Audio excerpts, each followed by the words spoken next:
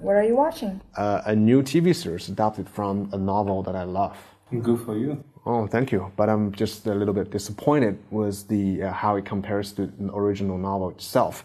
I feel like the post-production is a bit exaggerated too much, so that the story doesn't feel believable anymore. You know, that's actually a common problem with entertainment these days. Producers, directors, they tend to be so eager to adapt the original novel into films or television, but it tends to be a disappointment to their fans. I know. A classic story can be interpreted differently from reader to reader.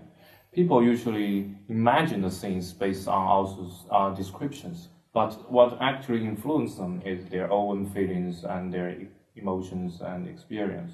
A film or TV series versions can be better or worse than the original one, just based on how people perceive it. I think recently there's a hot discussion about the business of making popular novels for films or television. So if there's enough public demand, they're also made into video games. And sometimes the video games are released earlier than the film to be made. Well, I think science fiction is usually adapted with the greatest success. After all, it's only fiction. And, you know, imaginary things and settings can be made by powerful post-production.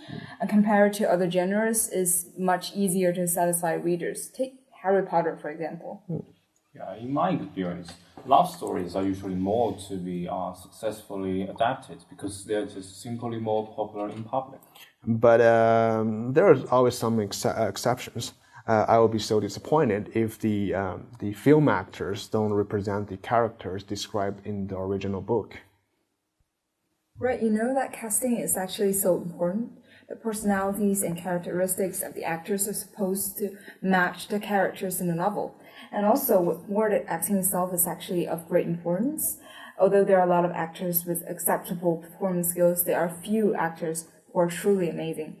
Well, you know that nowadays, to keep up with the latest trend, many film and television programs are designed for younger actors who are actually very popular at the moment, but specific to draw attention and their popularities among the fans.